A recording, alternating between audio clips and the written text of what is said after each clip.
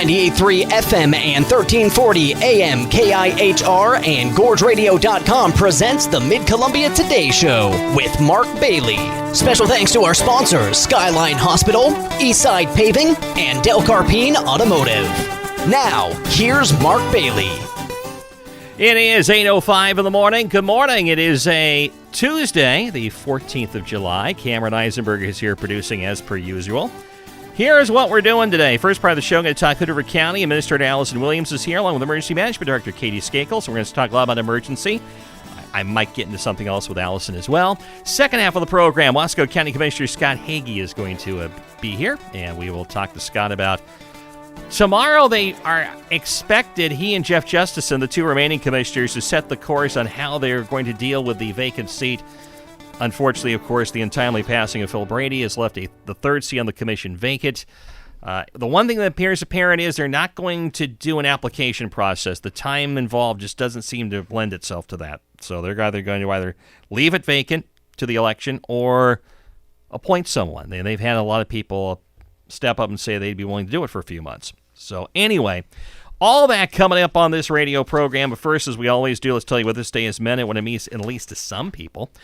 This day in 1789, in an event symbolizing the start of the French Revolution, the citizens of Paris stormed the Bastille and released the 7 prisoners held there. 1798, President John Adams signed the Sedition Act into law, making it a federal crime to publish false, scandalous, or malicious writing about the U.S. government.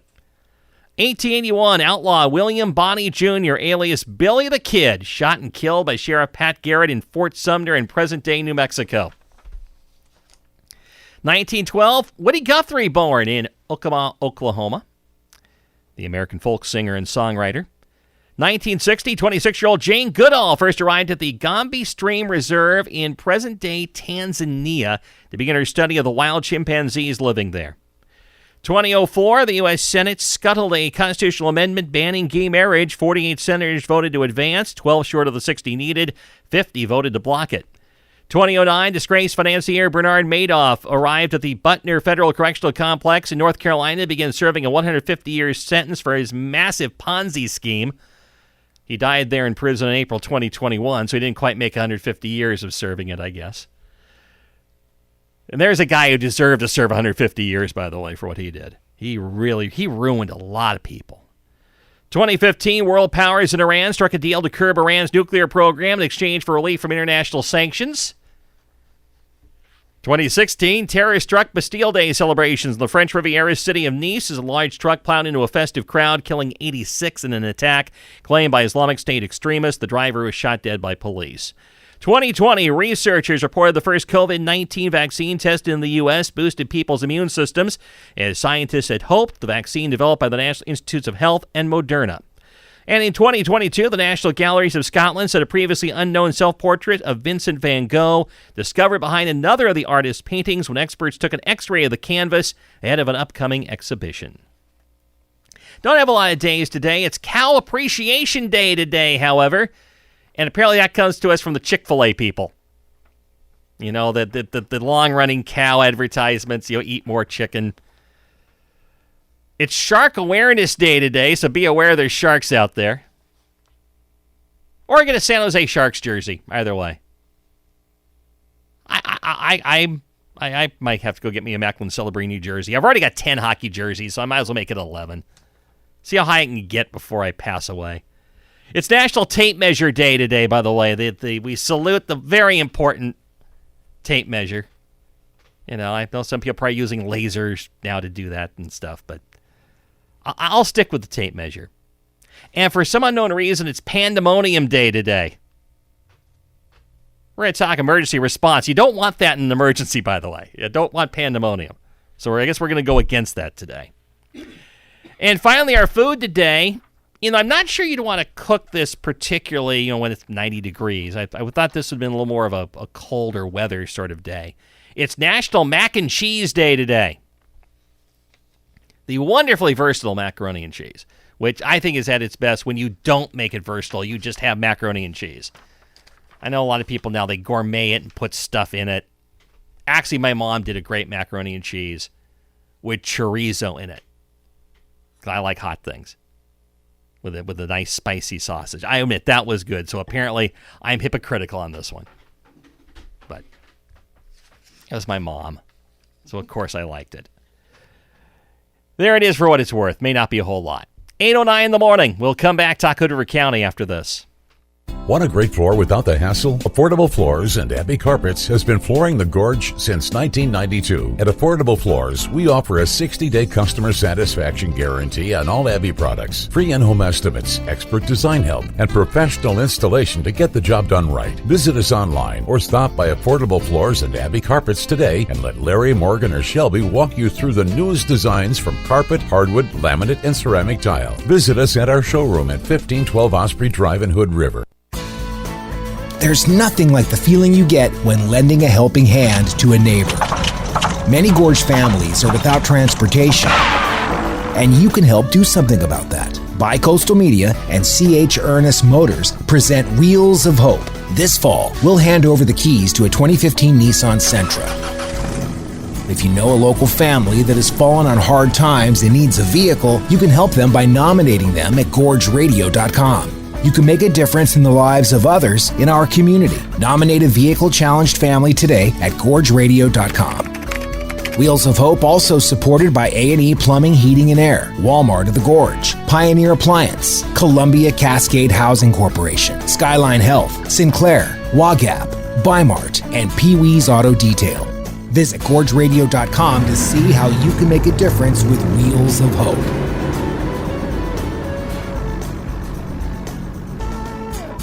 Mid-Columbia Today is a public affairs program of Bi-Coastal Media, Columbia River, 98.3 FM and 1340 AM KIHR and GorgeRadio.com. Now, back to Mark Bailey. And we're back at 8:12 in the morning. Happy to have with us in the studio Hood River County Administrator Allison Williams and Emergency Management Director Katie Skakel. Good morning to both of you. Thank you for being here. Good morning. And before we get to emergency management, I'm going to start with Allison here real quick because part of this is because I'm not going to be around next week. County Commission on Monday, upcoming this week. Yes. Are we going to get the big report on the government? Yes. We have the final report. The presentation is being prepared. That is an hour of our work session next Monday. All yes. right. And just an hour, not 5. Not 5. Okay. Yeah. That's an inside joke, by the way, but just go to YouTube, Hood River City Council, and you'll figure out what the inside joke was. I know I got city councilors listening. I'm making fun, okay? I'm just having a good time. But do we? I mean, I've gotten the feeling we kind of know what this is going to tell us to an extent. Maybe not the details, but it certainly was hinted out during the budget process that the county, you're already kind of running about at a lean point anyway. There's not a whole lot of places to go here. You know, I think you're absolutely correct. We have known that we have needed to put a plan for sustainability into place for the county.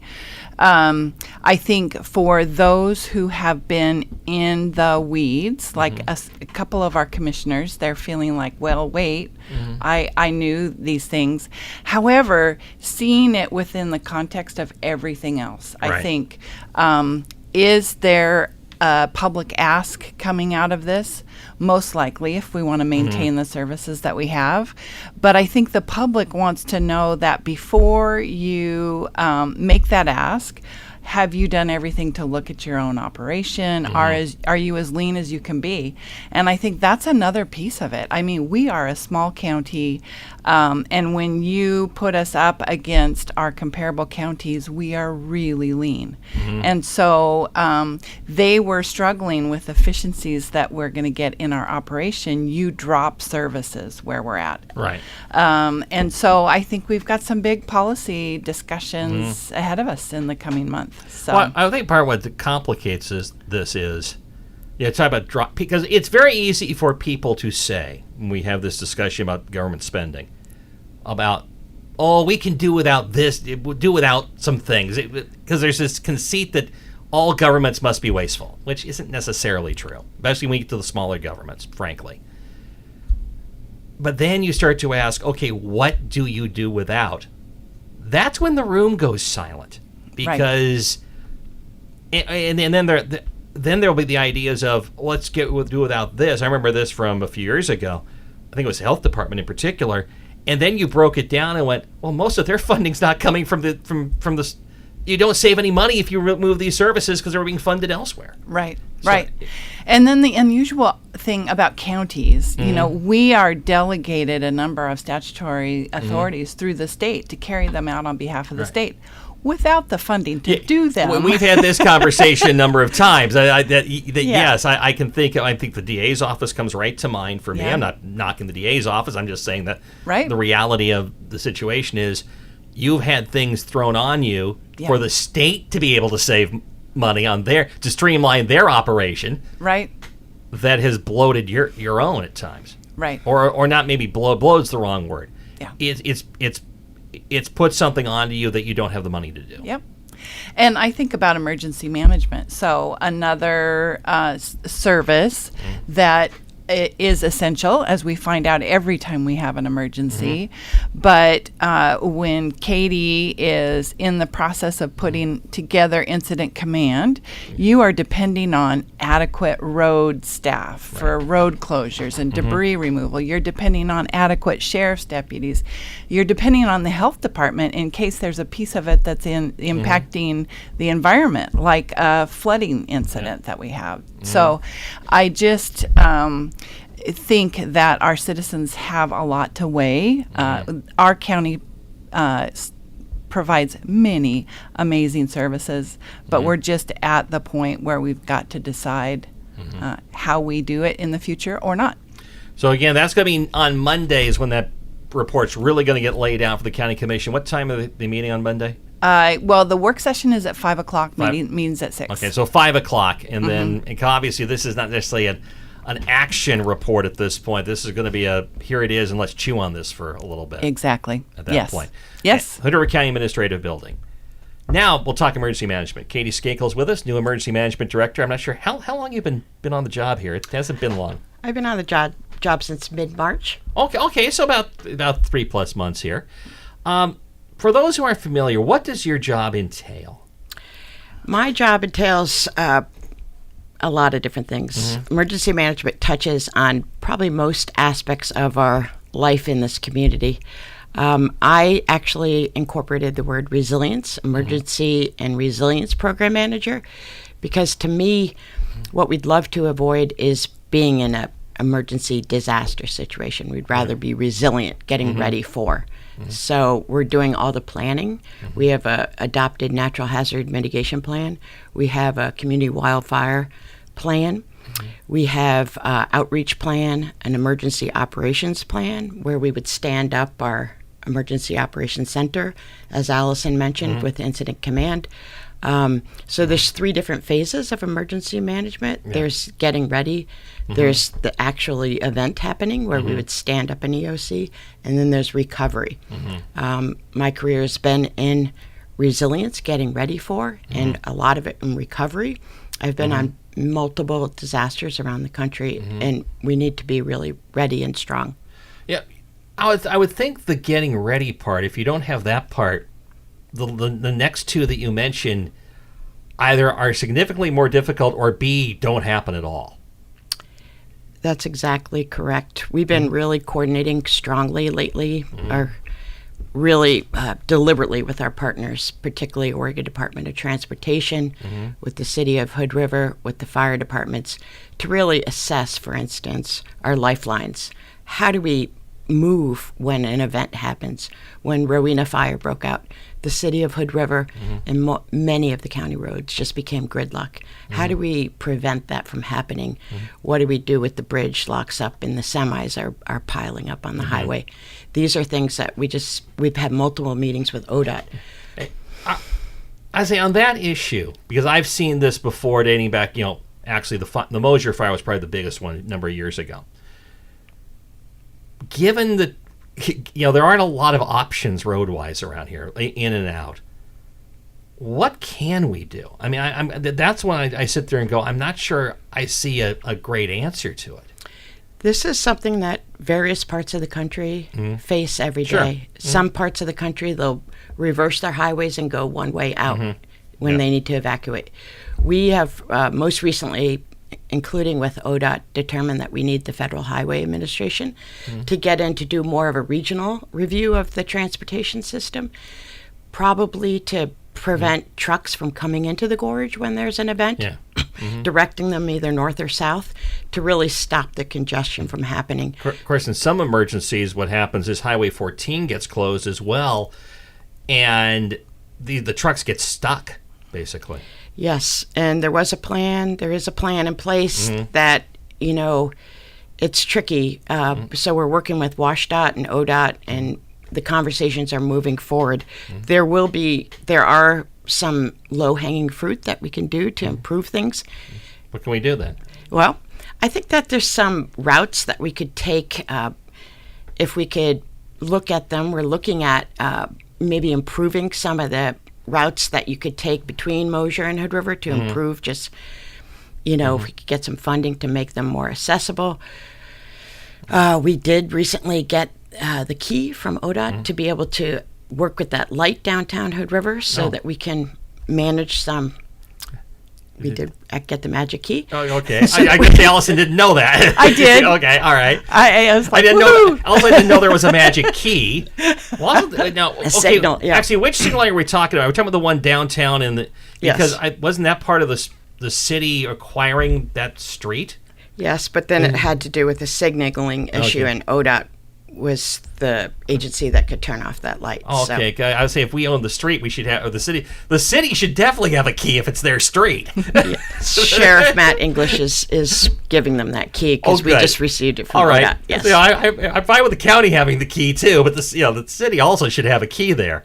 How much would, frankly, a new bridge help this problem? That certainly would provide more room to do things. I think it's really going to be coming up with a regional plan and looking at the design. I think that I would hope that the Port Commission and the Bridge Commission has looked at redundancies and resilience in the bridge. I can't say at this point how much it's going to help or when it's going to be completed, but it is very serious. We need to really address it. Definitely with the concerns about the loads of the existing bridge. When we're dealing with redirecting trucks, we know that that's a pain point right now. Yes, it is, And- because yeah. there's not a lot of way to get them turned. Basically, they're having to reverse and back up. Yes, And right. It's not necessarily a good situation. Yes. So other things. Let's talk about some other things here. Some other things. Wildfire comes right to mind right now. Yes, we are in the middle of wildfire season, knock on wood. Yeah. However, the county has received a 5-year grant fund from Bureau of Land Management, and I'm happy to report that we just made an offer to a very qualified person to come on, and that person will start August 4th. And what we'll be doing is defensible space programs, meeting with homeowners to create fire-wise communities. We'll be increasing awareness and public workshops, and every homeowner can take tiny steps to improve to protect their homes, their neighbors. There is a heightened awareness, but really people need to take action to prevent embers from spreading, and there's some things they can definitely do around their homes. So you mentioned this person is getting on the job. When is it going to be? August 4th. August 4th, which is going to be right in the heart of fire season, actually. That's the way things work. Are there things that kind of stand out in this area that maybe don't happen for fire prevention? Yes. And I think that when we had a conversation, we have a All Lands Partnership, which is a group of state, federal groups, our watershed group. I think people are aware of wildfires for sure, but I think when it looks, it's this action piece, and we are doing defensible space work with our fire marshal. We have a couple meetings coming up with various neighborhoods. People really need to recognize that it can happen here. We've been really fortunate in Hood River, but we need to get our fuels down, our really clean out our forests and make sure that when we are building, where we're building, so some of the land use issues come into place as far as how we build in the WUI, what building codes we build to. We are like top percentage, probably 98% wildfire risk here. Yeah. How you build your home and the materials you use is just critical, and it can make the difference in losing a home or not during a wildfire situation. I hate to ask this question because, I'm just aware of in this area the cost of housing, and it's skyrocketed. Do those run counterproductive? As in, frankly, to meet those standards, do you end up raising the cost of what it takes to build a house? I know for one thing that there's concern about fire insurance. Yeah. Oh, yes. And so, that it's the cost benefit. If I build to these standards, then I'm insurable. Yeah. And that's a huge factor. And, the cost of these materials is coming down because they're in demand. And the fact is the cost to build with the proper materials saves in the long run. And there are some subsidies for building properly. I'm not disagreeing. It's just I sit there and go, though, but that doesn't matter if somebody's trying to get a home here. Exactly. It's the same thing we do with some environmental things that the city adopted. It's like, yeah, it's great, but it did increase the cost of homes when you're dealing with trying to do a bond measure sort of deal. Yeah. It makes it a little bit difficult to go through that. But the fire insurance part, especially, we know in California it's darn near impossible in some locations to get fire insurance at this stage. Well, and I think the protection of our forests, our forest obviously is a huge piece of the county's sustainability. Yeah. And so ensuring that those who are moving into the wildland urban interface, Katie used the acronym WUI, that they're not only protected with the home they live in, but our forest resource is protected as well. There is also a reality that, they did a study, the DNR in Washington, on the fire that occurred at Burdoyne, and they properties that did do those things, that did the mitigation, they came out better. Yeah. Some of those survived, and ones that didn't. Yeah.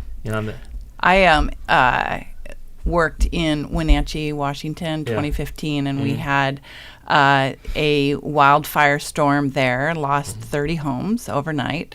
The homes left standing, there was one, it's just very visual to me, was built under the new codes, and everything around it was gone.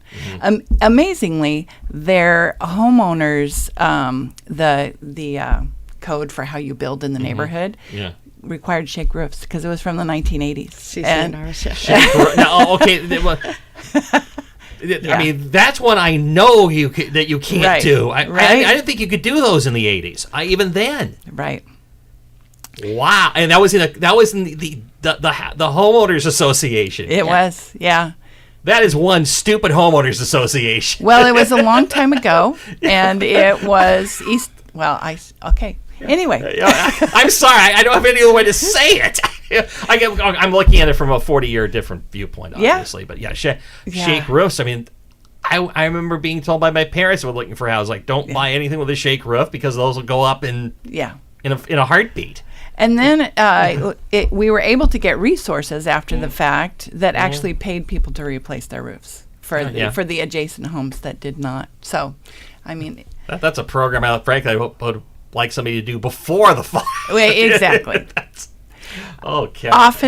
Oftentimes, people assume everything is okay until the worst happens. Well, yeah. Yeah. You never know. Right. What can happen. So now there was in fact I know I've got it at my desk somewhere in my mess behind me, but there was a wildfire pamphlet that was actually a magazine almost. Done by OSU Extension. Are those still around? We have multiple copies of them. We'll be handing them out at the county fair. All right. Well, if people want to pick them up at the county fair. First Fridays we'll have them. They can call my office and pick some up. Yes. But it has a lot of the information people are looking for. In Spanish and English, yes. Okay, so people can get those. I think OSU Extension probably has them as well. I think they were deeply involved. Remember, they may have actually been the ones with their logo on it. Exactly. You can get those. Bottom of the hour, 8:30 in the morning. We do have to run. Allison, Katie, thanks for being with us. Appreciate it. You're very welcome. And we will come back and take a look at the news right after this. Welcome back to Yeah, That's a Pepper Thing. First up, we've got Tess giving everyone the notes of her Dr. Pepper Creamy Coconut like a sommelier. Creamy hello with a coconut goodbye. When you say it like that, yeah, that's a pepper thing. And don't forget Kevin, who drinks his Dr. Pepper Creamy Coconut out of a thimble because he wants to pace himself. Another pepper thing. Why do they do it? All for that delicious one-of-a-kind taste of Dr. Pepper blended with creamy toasted coconut flavor. Back for a limited time, it's a pepper thing. Start your weekday morning with the most in-depth ag news and information around. So areas like Oregon, much of that state, snowpack less than 50% of average for this time of year. Snap graduated from WSU in 1983. It's hard to remain optimistic. We'll ensure that millions of school-aged children have access to high-quality milk. Together, we can make a difference. Northwest Ag Today, weekday mornings from 5 to 6. On 98.3 FM and 1340 AM KIHR. Coffee for Mid-Columbia Today guests is provided by Hood River Coffee Roasters, the Gorge's local coffee roasters, on Tucker Road on the Heights in Hood River.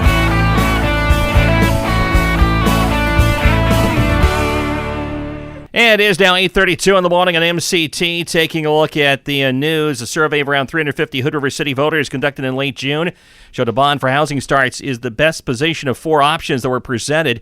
While a combined bond to renovate the city's police station could also have success, a police station bond by itself and placing separate housing and police bonds on the ballot at the same time did not fare as well.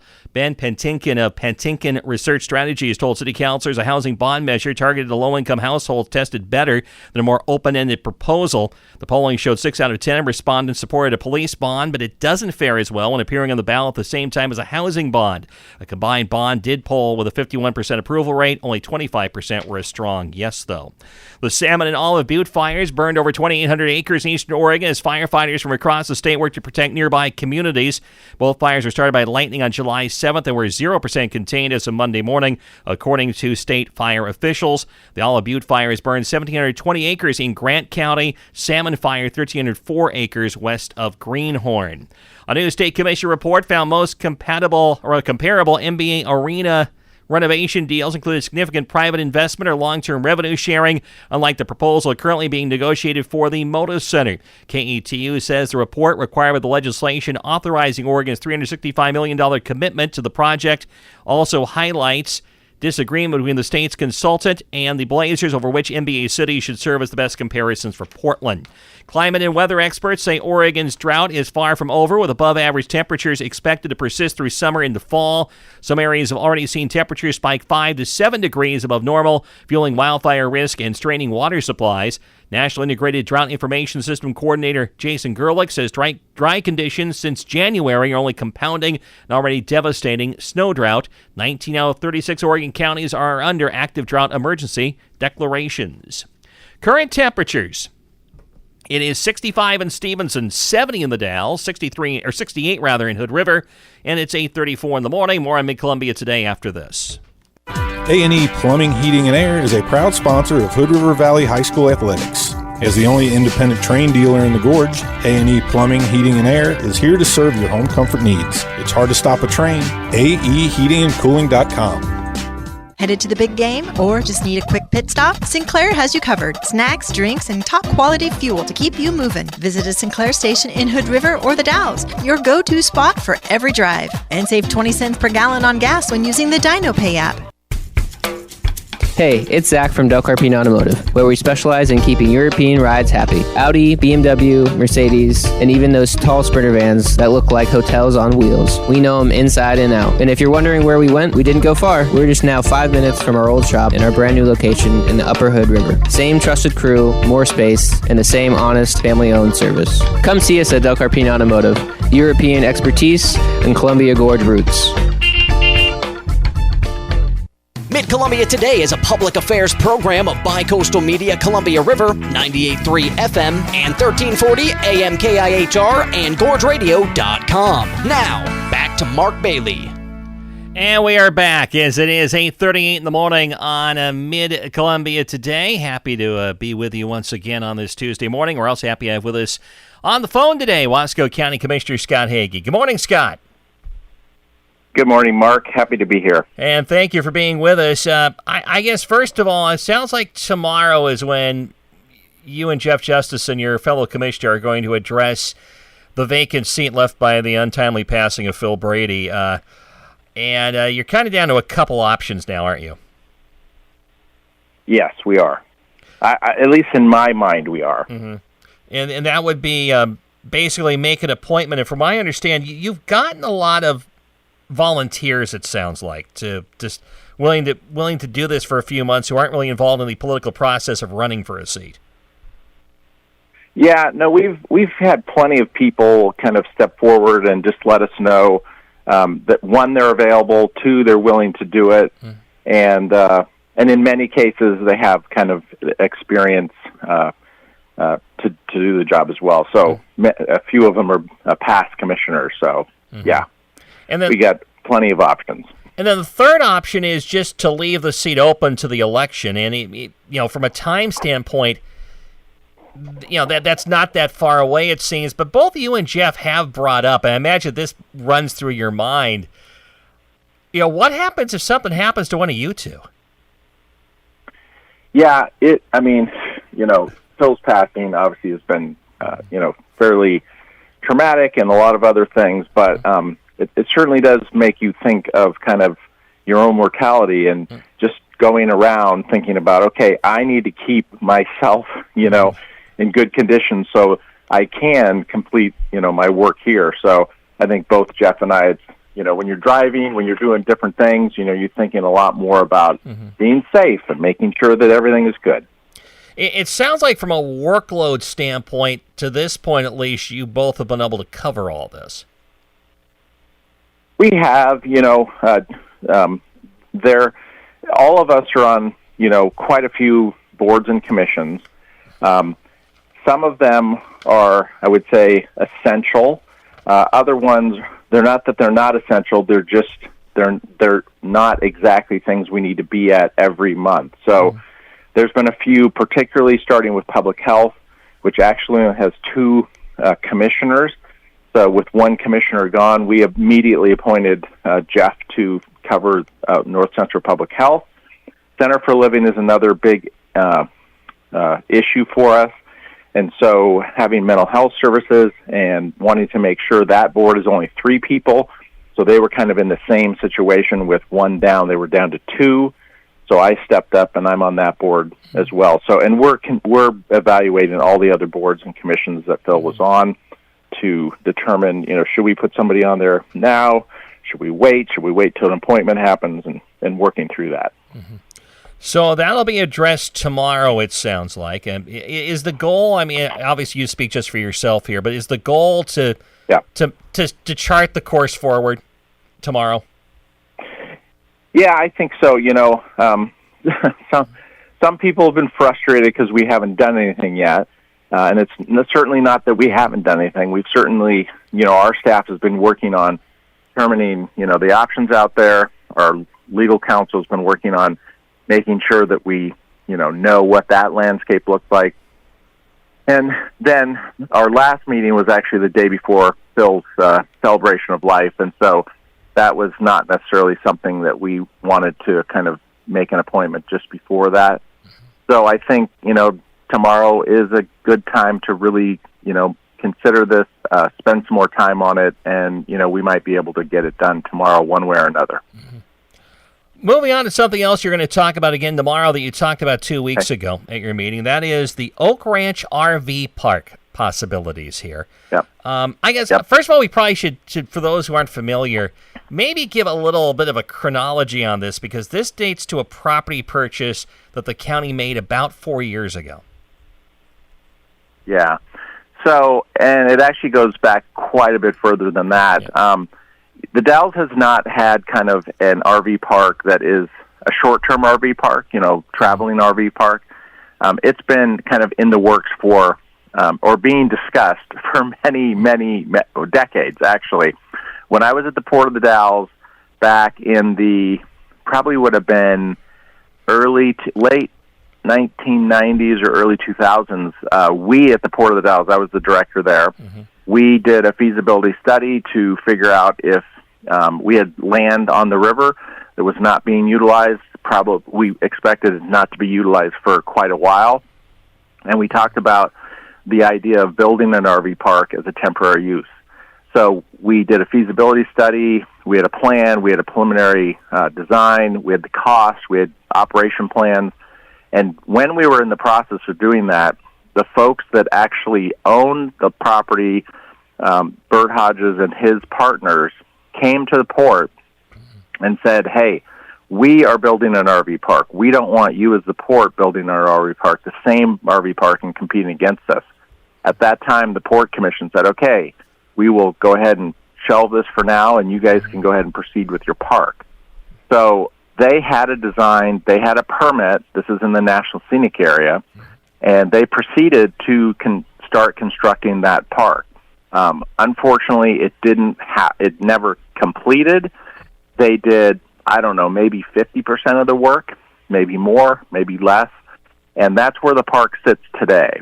And the permit expired, and we bought the property, and we were kind of curious, as much as anything, if we could get the permit re-upped. There were several other people that bought the property, talked about, doing a V-Park, but we ended up with the property. We went through the process. We applied for the permit. We went through the whole process, through the appeal period, no appeals, approval. So we have a full permit with conditions to build an RV park out there.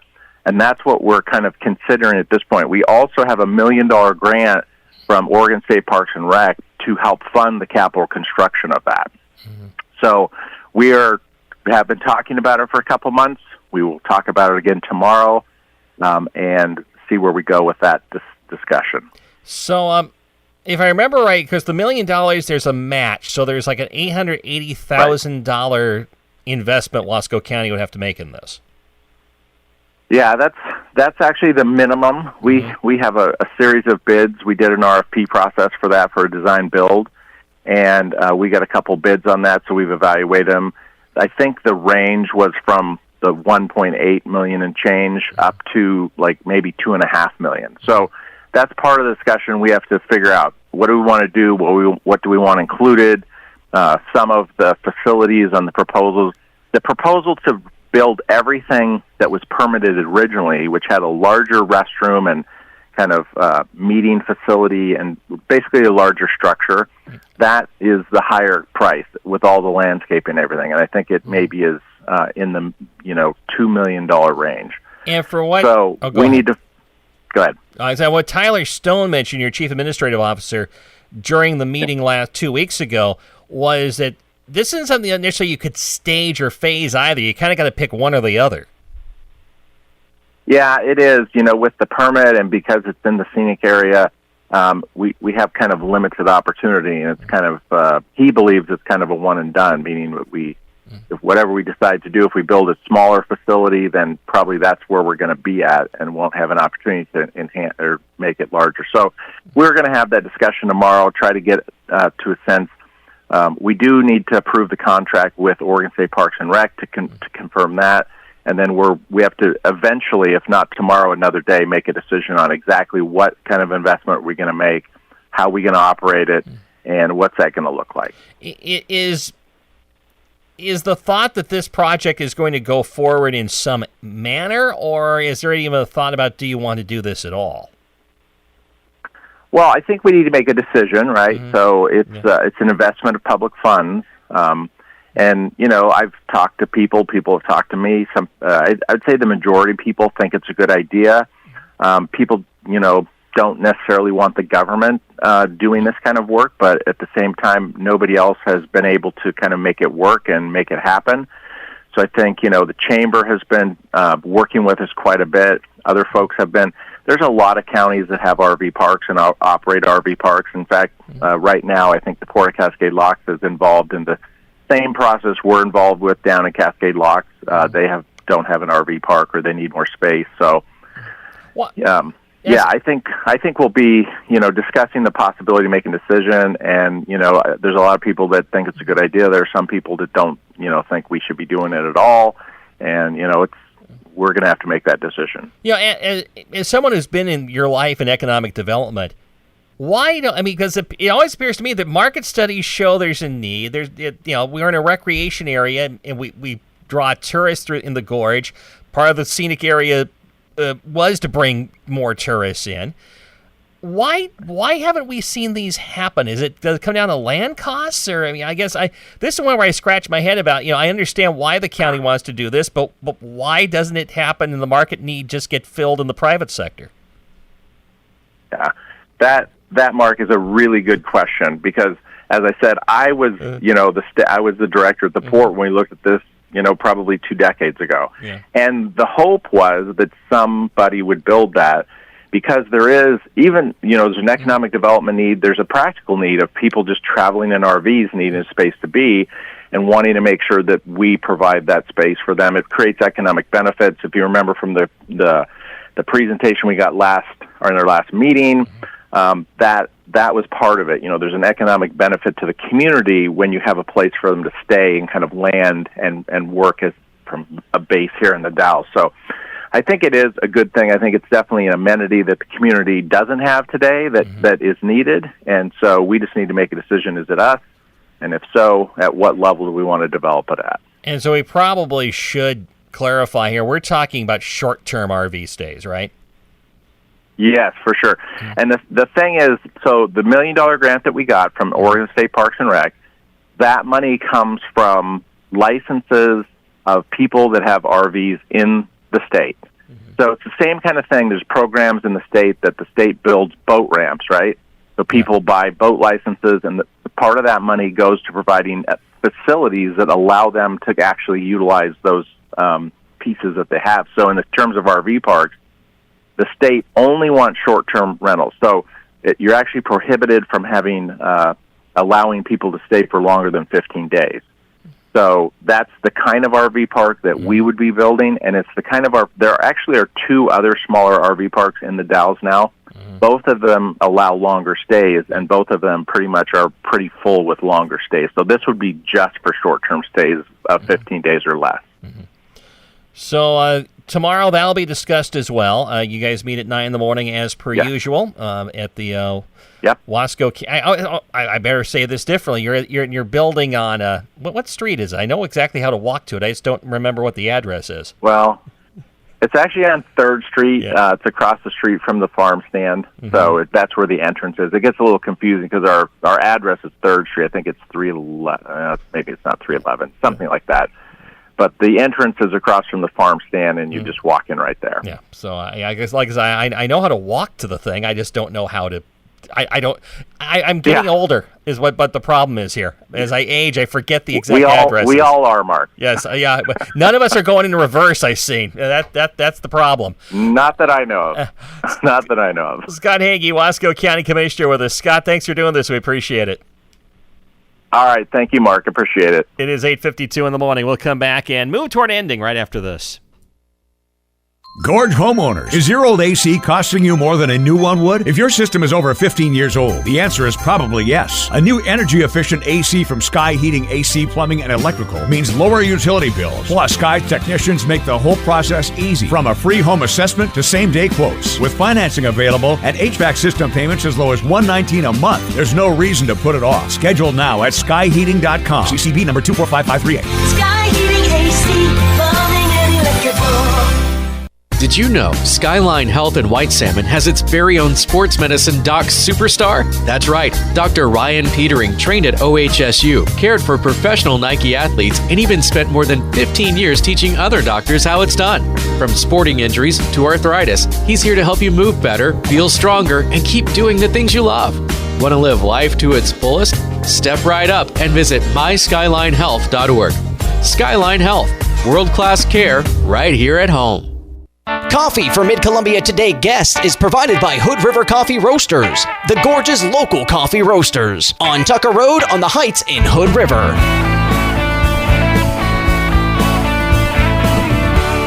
8:54 in the morning. I probably should clarify something I said earlier this morning when Allison Williams was here, and we were. She said to me, they're going to spend an hour at their work session talking about the consultant report on trying to find efficiencies to stretch their limited dollars further as a county. So at least it won't be 5 hours. Hood River City Council last night, and the video confirms it. I had a Hood River City Council story today, but I did not watch the whole thing because I could not have to this point. I will be watching some more of it after this show. Went 5 hours, apparently. I at one time had someone who spent a long time in government and in politics, and I respected, tell me that once a meeting gets past 2 hours, the effectiveness of the meeting starts to dwindle. I'll just leave it at that. Yeah, that's just too long. That means either your agenda was too long or something didn't go right. Because now sometimes you can't avoid it. I think back to some Walmart hearings for planning and city stuff. You almost can't avoid those. On the hearing side, it's a little different deal. And they're a good group of people. I'm not sitting here slamming them. I'm pretty sure today they're thinking about themselves. I don't want to do 5 hours again. Not at all. No, nobody wants to. But that's. Now, the Dallas City Council actually has a time limit. They actually have to take a vote to be able to extend their meeting past, I want to say 2.5 hours. Now, Matthew Cleaves or somebody, the city manager or Mayor Rich Mays could probably answer that question for me. I can't remember. I've seen the vote taken, though, in the past. And that is a good, effective sort of way to manage a meeting is. Yeah, and usually they're close to an end, so they'll vote to extend it, which is fine. But yeah, that was I saw that on the video. I'm going, oh wow! I'm glad I do this by video. Anyway, it's 8:57. We'll come back. I got another commercial to take. We'll tell you what's coming up tomorrow after this. Tune in weekday mornings at 8:05 and keep up with community events and issues with the Mid-Columbia Today Show on Mid-Columbia's news leaders, 98.3 FM and 1340 AM KIHR. Special thanks to our sponsors, Skyline Hospital, Eastside Paving, and Del Carpine Automotive. Tomorrow on this show, we'll talk to John Bruce, Klickitat County Sheriff's candidate. We'll get back on the election trail there. We've got a few more candidates to do before I take off on vacation. And also the ballots come out in Klickitat County, I think, next week. Their August primary. And we'll talk to White Sand Valley School District Superintendent Rich Polkinghorn. So we'll have a Washington theme to the show tomorrow. Thursday, Gene Klajeski, Klickitat County Commission candidate. Also, I think we're going to have the guest that from Mid-Columbia Center for Living that we had on Monday, Kaylin Sherwood, and we couldn't she kept getting cut off. So we're going to try it again Thursday morning at 8:35. Dwayne Matulovich, Klickitat County Sheriff candidate, Marty Cantola-Dane will be with us to talk as well on Friday. And Marty's going to be here all next week because I will not be here. I will be taking the week off. I've got actually 3 days of shows filled. It's the last 2 I got to get done for her. Try to do that today. But we're out of time. For Cameron Eisenberg producing, I'm Mark Bailey. Have a great day. We'll talk to you again on Wednesday.